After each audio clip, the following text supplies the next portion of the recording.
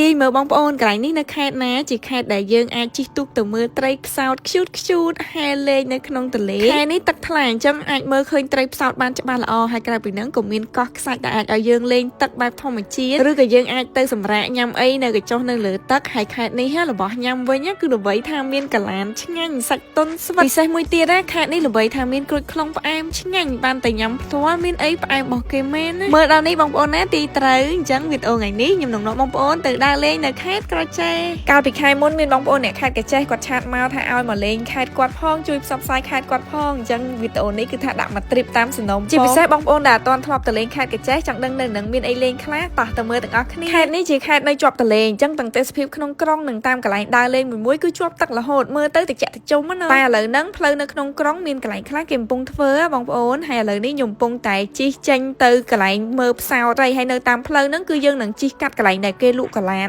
ច្រើនម្ដុំហ្នឹងគឺគេហៅថាម្ដុំថ្មក្រែងមកដល់កាចេះហើយអត់ញ៉ាំកលានមិនកើតឥឡូវខ្ញុំចូលមកទិញនៅតូបបងស្រីនិយាយទៅគេមានច្រើនប្រភេទមានដាក់ខ្នោមានដាក់ខ្ទិះដូងហើយនឹងអាបែបធម្មតាប៉ុន្តែអាខ្នោអស់បាត់នៅនេះកលានគេថ្លឹងគីឡូអាខ្ទិះដូង1គីឡូ10000អត់ចាំយូរទេបកញ៉ាំនៅនឹងហ្មងសាច់របស់គេគឺវាស្វិតហើយវាទន់ណាវាមិនមែនបែបអៀចទេហើយអាតាមគៀនខាងក្រៅក៏អត់រឹងដែរវាទន់ទៅទាំងអស់ហ្មងហើយសាច់របស់តំណៅរបស់គេវាស្វិតហើយវារបៀបបែប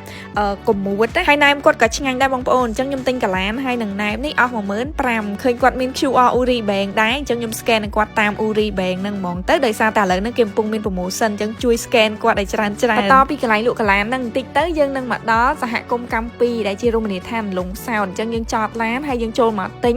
សបុតសិនជនជាតិខ្មែរម្នាក់25000ឃើញបងស្រីគាត់មាន Uri KXQR ដែរអញ្ចឹងខ្ញុំ scan នឹងគាត់តាមធនាគារ Uri ហើយឮថាឥឡូវហ្នឹងធនាគារ Uri មានកម្មវិធី promotion ពិសេសសម្រាប់ពាណិជ្ជករ Uri KXQR ដែល promotion ទី1ហ្នឹងគឺឱកាសឈ្នះរង្វាន់ទឹកប្រាក់រហូតដល់88000រៀលចំនួន88រង្វាន់ក្នុងមួយខែសម្រាប់បងប្អូនពាណិជ្ជករ Uri KXQR ទូទៅទាំងចាស់ទាំងថ្មីហើយនឹង promotion ទី2គឺឱកាសឈ្នះរង្វាន់ទឹកប្រាក់រហូតដល់50000រៀលចំនួន50រង្វាន់ក្នុងមួយខែសម្រាប់បងប្អូនពាណិជ្ជករ Uri KXQR ថ្មីដែលទើបតែចុះឈ្មោះក្នុងអំឡុងពេល promotion អញ្ចឹងបងប្អូនអ្នកលក់ចាំការដាក់ KXQR Uri មួយឥឡូវខ្ញុំទិញសបុតបានហើយឥឡូវដល់ពេលចុះទៅទូកហើយថ្ងៃខ្ញុំមកនេះគឺឃើញមានបរទេសច្រើនប៉ុន្តែអត់សូវឃើញមានខ្មែរអញ្ចឹងមិនន័យថាត្រីផ្សោតគឺកម្រប្រទេសខ្លះគឺអត់មានទេអញ្ចឹងបានបរទេសគេជិះកប៉ាល់ហោះមកមើលដល់ស្រុកខ្មែររដូវកាលនេះការដើរលេងតំបន់ទន្លេគឺស្អាតទឹកថ្លាហើយគឺទឹកអត់សូវឡើងខ្លាំងទេលើកទី1មកមើលត្រីផ្សោតតបភ្នែកហើយបងប្រុសគាត់ថាថ្ងៃខ្ញុំមកហ្នឹងគឺគេសង្ស័យថាមានផ្សោតកើតកូនថ្មីទៀតហើយមកចំថ្ងៃផ្សោតកើតកូននេះនៅខ្មែរយើងខេត្តដែលមានផ្សោតទឹកសាបគឺមានតែ2ខេត្តទេគឺខេត្តស្ទឹងត្រែងហើយនិងខេត្តកញ្ចេះនេះឯងគ្រាន់តែមកដល់តំបន់ផ្សោតរស់នៅភ្លាមកន្លែងណាដែលឃើញអាឡូកតិចហ្នឹងយើងស្រឡឹងមើលទៅ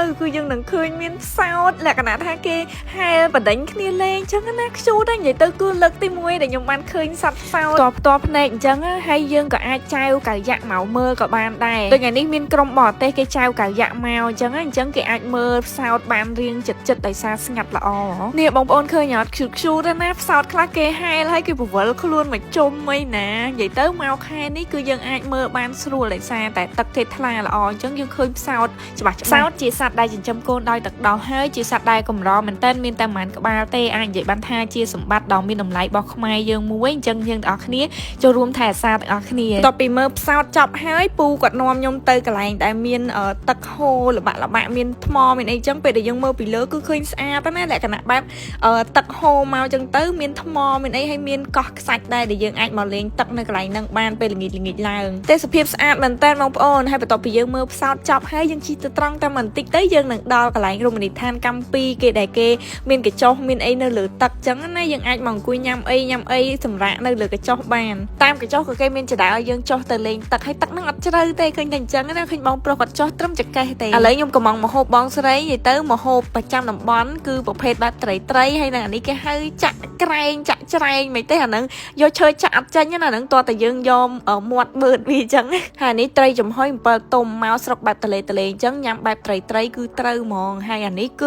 ត្រីរៀលគេអាំងអូននេះដើរលក់និយាយពីថាឆ្ងាញ់មែនតើប្រៃផ្អែមមកឡងស្រួយញ៉ាំរួចខ្ញុំប្រញាប់គិតលុយឲ្យសារត្រូវបន្តទៅមកកន្លែងទៀតអញ្ចឹងខ្ញុំ scan ឲ្យគាត់តាម KXQR របស់ធនាគារ Uri ដែរបងប្អូនអាជីវករអាចធ្វើ KXQR របស់ធនាគារ Uri ដូចគាត់ដែរទៅដោយសារតែគេកំពុងមាន promotion បានឈ្នះរង្វាន់ច្រើនណា ហើយ promotion ហ្នឹងគឺចាប់ពីថ្ងៃនេះរហូតដល់ថ្ងៃទី30ខែមេសាឆ្នាំ2025ហើយគេរាប់បញ្ចូលការ scan ចូលពីគ្រប់ធនាគារហ្មងហើយការផ្ដល់ប្រាក់រង្វាន់នឹងធ្វើឡើងជារៀងរាល់ខែហើយការចាប់រង្វាន់ខែទី1នឹងធ្វើឡើងនៅក្នុងអំឡុងខែមិនិនាឆ្នាំ2025នេះឯង promotion ល្អអញ្ចឹងកុំឲ្យខកខានណាអញ្ចឹងរួមរាន់ទាំងអស់គ្នាបងប្អូនអាជីវករហើយសម្រាប់ព័ត៌មានលម្អិតអំពីលក្ខខណ្ឌផ្សេងៗឬក៏ដើម្បីក្លាយជាពាណិជ្ជកររបស់ធនាគារអ៊ូរីបងប្អូនទាំងអស់គ្នាអាចតាក់ទងទៅលេខទូរស័ព្ទ093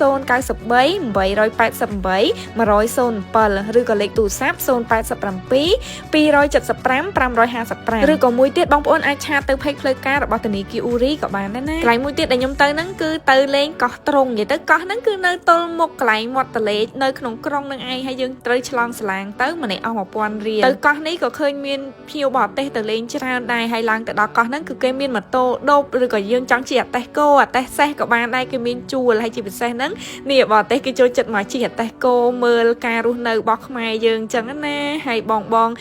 នៅហ្នឹងគឺគាត់ក៏មានជាលក្ខណៈបែបផ្ទះស្នាក់ជាលក្ខណៈបែប home stay នៅហ្នឹងដែរមានភោជនីយដ្ឋានមានអីនិយាយទៅអ្នកខ្លះគេមកជិះកង់ជិះអីលេងជុំវិញកោះអញ្ចឹងណាប៉ុន្តែខ្ញុំថ្ងៃនេះគឺមកគឺប៉ងចង់មកញ៉ាំជាមួយនឹងក្រូចថ្លុងដែលគេល្បីថាផ្អែមឆ្ងាញ់តែខែនេះក្រូចថ្លុងអត់តន់ទុំទេអញ្ចឹងអត់សូវសម្បូរហ្មងតែអាទុំមកប៉ុន្តែអូយឆ្ងាញ់មែនរបៀបថាវាអត់ជូរហើយអត់ចត់អត់ល្វីងទេរបៀបបែបឡើងផ្អែមប៉ុន្តែមិនបែបផ្អែមសាបណាគឺផ្អែមមានជាតិទេបងប្អូនទៅលេងកាចេះកុំភ្លេចឆ្លងសាឡាងទៅលេងកោះត្រង់ជិះតែប្រហែលនាទីទេមកដល់ហើយមកលេងចកាក្រូចថ្លុងនេះនិយាយពីថាសុវ័យញ៉ាំមែនតើឡើងទៅដល់លើកោះហ្នឹងផ្ទះណាក៏មានដាំក្រូចថ្លុងដែរហើយពេលដែលជិះសាឡាងត្រឡប់មកវិញហ្នឹងអ្នកដែលបានទៅដល់កោះហ្នឹងហើយដឹងតែបានក្រូចថ្លុងមកវិញហ្មងអ្នកខ្លះទិញមកទាំងបេអូខេអញ្ចឹងវីដេអូដើរលេងខេត្តកាចេះថ្ងៃនេះមានតែប៉ុណ្្នឹងទេបងប្អូនណាអត់ទាន់ធ្លាប់ទៅខេត្តកាចេះអាចទៅលេងបានជាខេត្តដែលមានទឹកលេងហើយសម្បូររបស់ញ៉ាំឆ្ងាញ់ទៀតអូខេអញ្ចឹងវីដេអូនេះមានតែប៉ុណ្្នឹងទេបាយបាយជួបគ្នាវីដេអូក្រោយទៀត